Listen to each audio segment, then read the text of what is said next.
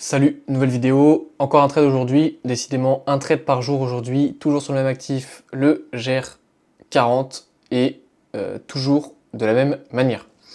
J'enlève mon chewing-gum, hop. Je viens de rentrer chez moi, je te fais ça direct parce qu'après il faut que je reparte. Donc on va essayer d'être efficace.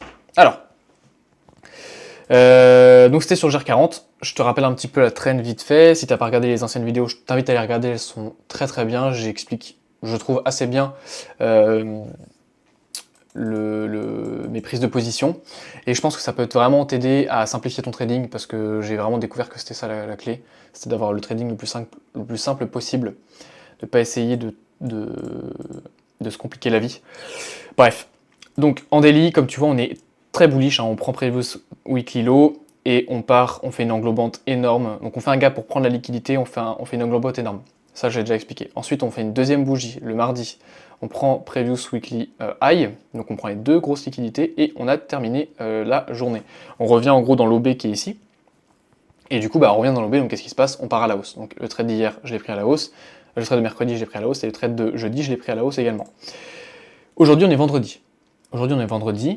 Ça veut dire quoi? Ça veut dire que après une expansion pareille, surtout qui commence dès le lundi, le marché a envie d'être calme. Et comme tu vois, la bougie, là, tu vois, il est 16h16, c'est la fin de la journée en soi.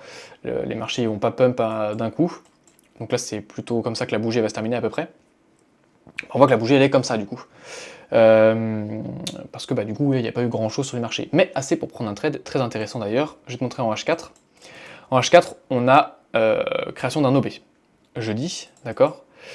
On a un OB qui revient dans un OB et dans un busy. Et l'OB et le busy revenaient, non, quasiment, mais non, revenez dans rien du tout. Revenez dans rien de particulier, si un OB là, mais il est pas très beau, bref. En gros, on a une structure très haussière. En H4, hein, quand même, voilà, on a une belle structure qui amène vraiment de la cohérence dans le marché. Donc, c'est tout ce qu'on veut.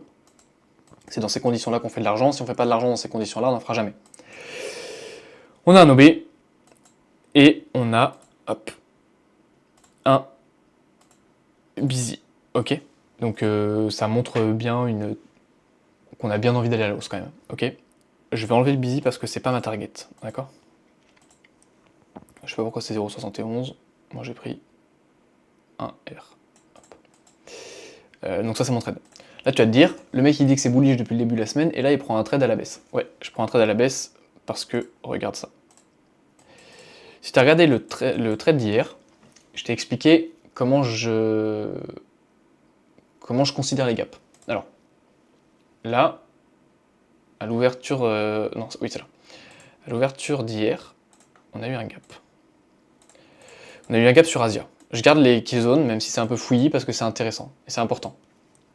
Là où on a eu un gap sur Asia, d'accord? Qui a été filled immédiatement après la création. C'est-à-dire que le marché ouvre, gap, et on le filled direct. Et ce que j'ai dit dans ma vidéo d'hier, que je t'invite à encore une fois regarder, c'est que les gaps qui sont filled, je ne les considère pas. Je les considère pas parce qu'ils sont filled directement. C'est un peu comme l'immediate rebalance. Il n'y a plus de gap. Il n'y a plus de fair value gap, vu qu'il est directement récupéré. Du coup, on ne le considère pas. Une personne qui le considère, il se dit ok, on a clôturé au-dessus, donc on est bullish. Mais il peut se dire on a quand même créé le gap, donc machin, et en fait il va être perdu. Ok. Donc moi je le considère pas. Et franchement ça allège vachement. Et ça aide vachement pour la prise de position. Là il n'y a pas mille choses à se dire. Là, en fait, une personne qui va vraiment prendre en considération le gap, il se dit ok, on est en dessous, on est bearish. Sauf que en fait non, on a prise de Asia low et on part à la hausse. Mon trade d'hier, c'est ça. À peu près, je sais plus comment il était, mais en gros mon trade d'hier c'était ça quoi. Je me suis mis un truc du genre comme ça. Et j'ai target un R. Voilà. Un truc du genre. On va voir la vidéo, j'ai fait une vidéo, c'est pas ce trade là qu'on développe, donc c'était juste pour te réexpliquer les gaps. Là, on le considère pas. Par contre, là, on le considère. Et c'est marrant qu'on ait l'exemple inverse le jour d'après, qui me permet de prendre un trade et un TP qui plus est. Très intéressant. Donc, qu'est-ce qui se passe là? On fait un gap d'ouverture et on ne filde pas le gap. On ne clôture pas au-dessus, on ne clôture pas en dessous directement. Donc je le considère. Là, le marché me montre quoi? Là, on n'a plus besoin pour l'instant, hop, de ça. Là, le marché me montre quoi? Le marché me montre clairement une accumulation sur Asia, et on ne traverse pas le gap. Donc tant qu'on ne traverse pas le gap, je suis haussier. D'accord? Je suis dans une tendance long terme haussière. Là, on tient le gap tient le marché, je pars à la hausse. Par contre, ce que j'attendais, c'était un retour dans les zones H4. Zone H4, c'est quoi? L'OB, le busy, qui était très très proche, donc j'ai plutôt considéré l'OB pour pouvoir avoir un trade, évidemment. L'OB et en H1, on a un OB ici aussi, qui est magnifique. Et je crois que j'ai pris quasiment l'entrée de l'OB, hein, si on regarde... hop, tu vois, ma target, c'est l'entrée de l'OB pour avoir un point, en gros. Donc on avait un OB, un busy qui était plus bas que le busy en H4, du coup j'ai considéré l'OB H1, l'OB H4, pour avoir une zone de target. Parce que c'était la zone dans laquelle je voulais revenir. Ok. Dans le cas où le marché est haussier, il faut bien qu'il retrace dans cette zone-là. Donc, en attendant, moi, je suis bearish. Et là, du coup, le gap tient. Le gap tient, le gap tient, le gap tient, le gap tient. Oh, le gap ne tient plus. Quelle heure est-il? Le gap se fait traverser par une belle englobante magnifique qui vient prendre toute la trendline qui est ici. Trendline qui est là. Il vient prendre toute la liquidité d'un coup et il clôture sous le gap. Et on va remettre les key zones maintenant, c'est important. Qu'est-ce qu'on voit? Allez. Qu'est-ce qu'on voit? Début de London, on vient récupérer le haut d'Asia. Le haut d'Asia qui avait récupéré Previous Weekly High. On vient récupérer Previous Weekly High. Et sur London, première bougie, 7 heures, hop, on vient récupérer la liquidité et on plonge. Alors ça, je t'avoue que moi j'étais rendu là. Hop.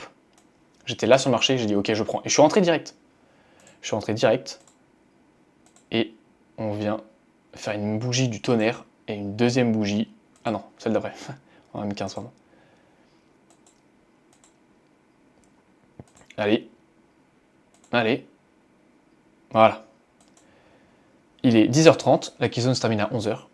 10h30, TP 1R. Clean, non? Et évidemment, là je suis chez moi, il y a la caméra, donc je peux te montrer très vite le trade qui est là.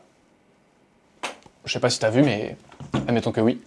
Voilà, donc franchement, super top comme trade.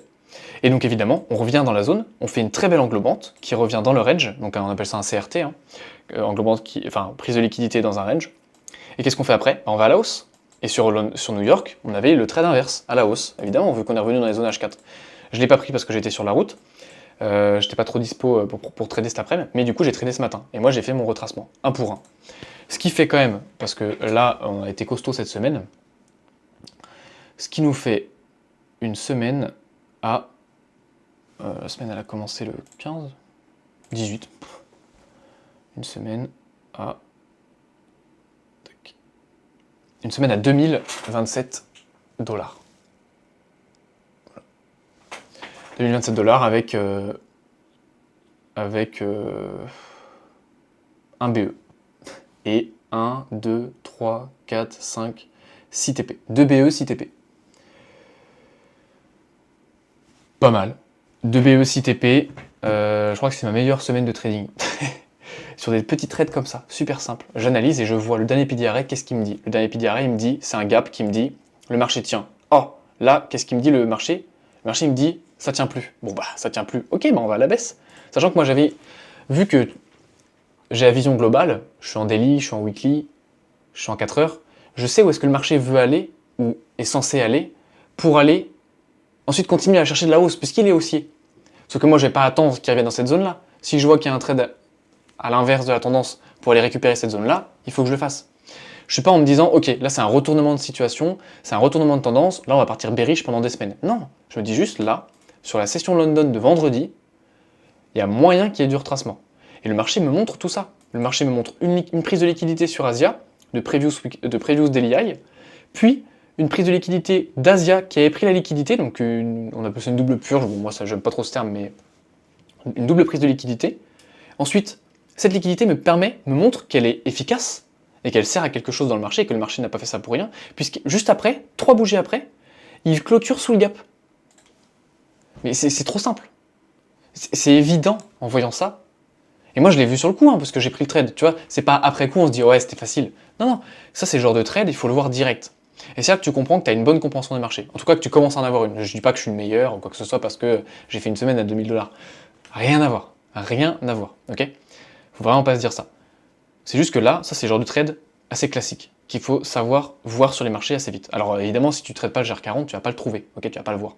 Mais c'est pas ce que je te demande pas de trader les GR40, je te demande de trouver ce genre d'opportunité sur les graphes, sur tous les actifs, peut-être pas tous les actifs, mais sur beaucoup d'actifs, il y en a tous les jours. Donc il y a peut-être un ou deux par semaine sur l'euro que tu vas trouver, que tu vas voir, ok. Super important de réussir ce genre de trade, ok. Donc là c'était en risque limité, hein, j'ai fait 250$ aujourd'hui, parce que on est vendredi, j'avais déjà fait 1900 et quelques depuis le début de la semaine, je voulais pas ravaler toutes mes pertes, tous mes gains en tout cas, avec un trade qui aurait pu ne pas passer parce que j'étais en contre-tendance. Donc c'est pas parce que je suis en contre-tendance que je mets all-in sur la baisse, tu vois. Au contraire, je reste cohérent, si je suis en contre-tendance, je réduis mon risque. En plus on est vendredi, je réduis encore mon risque. Donc ce qui fait que j'ai un petit trade, tranquille, de fin de semaine, mais le gain, en fait, on s'en fiche. C'est surtout la cohérence que tu as sur le marché. Est-ce que ta psycho, elle a galéré? Est-ce que ce trade-là, tu l'as pas pris alors qu'en fait, tu aurais pu parce que ça suivait ton plan, etc. Enfin, tu vois, c'est ça qu'il faut que tu vois. Donc évidemment, là, par exemple, admettons, là, bon, là, je me connecte maintenant, c'est beaucoup plus simple d'avoir le résultat. Mais si je dois prendre ce trade-là, le trade à l'inverse, moi, ce que je vois tout de suite, sans refaire toute l'analyse, parce que je sais déjà mes niveaux H4, daily, H1, etc. Donc je vais pas les refaire, tu vois, si tu veux. Je vais aller directement en M15 pour prendre la position. Qu'est-ce que je vois là? J'ai un magnifique breaker. Il est très beau. Pas beaucoup de liquidité, mais il crée une belle englobante. Et là, qu'est-ce qu'on fait? On clôture ici. Bon, moi, ce que je fais, c'est que j'attends au moins. Alors, soit je rentre direct, si je suis un fou. Enfin, si je suis un fou, non. Soit je rentre direct, soit j'attends. Soit j'attends New York.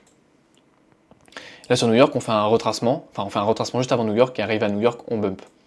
Bon on peut se dire que, en attendant New York, on peut se dire que sur New York, on peut peut-être avoir un retracement ici. Même si c'est une petite zone à la con, tu vois. Mais moi je pense que je serais rentré direct parce que les kiff zones, je m'en fiche un peu. Entre London et New York, moi je trade quand même. Si je vois une opportunité, je la prends parce que généralement, le marché, surtout en 2026, là, il attend pas trop en fait. Entre deux kill zones, c'est quand même de la kill zone quoi.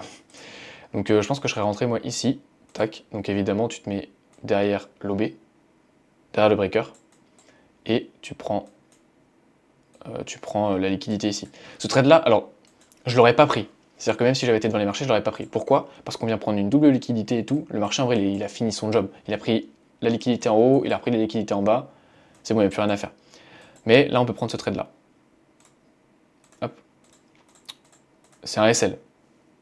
Là, ça aurait été un SL. Mais je pense que je l'aurais pas pris. Je pense, hein, parce qu'en fait, on n'est jamais sûr de rien. Mais je pense que je l'aurais pas pris, parce que j'en ai déjà pris un dans la journée déjà. Et qu'en plus, double prise de liquidité comme ça, je suis pas trop friand. Si le previous daily high il était clean, je pense que je l'aurais pris pour aller chercher cette target là. Mais bon, voilà, ça c'est comme ça que j'analyse hein, vraiment. Je me dis ok là un PDRA je rentre. Et là si je fais SL c'est pas grave. J'ai pas 100% de win rate. Bon là sur cette semaine là, si, sauf si les BE on les compte en perte. Dans ce cas là, j'ai 4, non 6, j'ai 70% de win rate on va dire. Non 85% de win rate. Mais ça veut rien dire, c'est juste sur une semaine comme ça. Mais j'ai pas toujours ce pourcentage de win rate là. Généralement, moi je suis plus à 40%. Je suis plus à 40% de win rate et je vais essayer d'augmenter en faisant du 1 pour 1, 1 pour 1,5. Je vais essayer d'arriver vers les 60-65% de win rate. Et là, je serais bien dans mon trading, je pense. Avec des petits risk-reward que je tiens, des trades qui durent pas très longtemps pour éviter de toucher ma psycho. Et juste des bons setups qui me ramènent un bon win rate. Et ça améliore ma psycho d'avoir un bon win rate au-dessus de 50. Et le fait de ne pas être trop longtemps sur les marchés, ça m'aide aussi. Et ça peut peut-être t'aider aussi. Peut-être que c'est ça ton problème. Peut-être que tu vas chercher 5R, 6R, à serrer le SL, parce que le SL, j'aurais pu le mettre là. Mais ça n'a aucun intérêt de le mettre genre derrière les corps ici. Ok, je fais 1,7 et pas 1R. C'est vachement plus sexy. Mais tu stresses parce que quand la bougie elle est là, je peux te dire que quand tu es en réel et que la bougie verte, 2 minutes après que tu sois rentré, tu rentres direct en drawdown et tu es quasiment à ton SL, tu transpires un peu, je pense. Donc tranquille, joue la safe, tu te mets bien derrière, tu vas chercher tes trades tranquilles, tu y vas tranquille. Ça peut être ça qui te bloque dans ton trading. Moi j'ai pris longtemps avant de trouver. Là j'ai trouvé il y a vraiment pas longtemps que ce qui m'allait moi c'était des petits risk-reward. Alors si un jour j'ai un 1 pour 2 qui tombe, qui est parfait, je le prends comme ça. Mais là cette semaine j'ai eu que des 1 pour 1, 1 pour 1,25, 1 pour 1,5, je prends ça. C'est ce qui fonctionne, je prends ça, je m'embête pas, tu vois. Donc voilà. Essaie de voir pour tes risk reward, ça peut être intéressant. Essaie de simplifier ton trading au maximum. Et puis voilà, tout simplement. On va se laisser là-dessus, hein. Moi j'ai pris que ce trade-là. Je te souhaite un très bon week-end. Si tu n'as pas visionné toutes les autres vidéos, je t'invite à les regarder parce qu'elles sont assez intéressantes. Et semaine prochaine, on se refait la même, hein, franchement. J'espère que j'aurai des aussi beaux setups que cette semaine. Franchement, ce serait extraordinaire. Bon allez, ciao.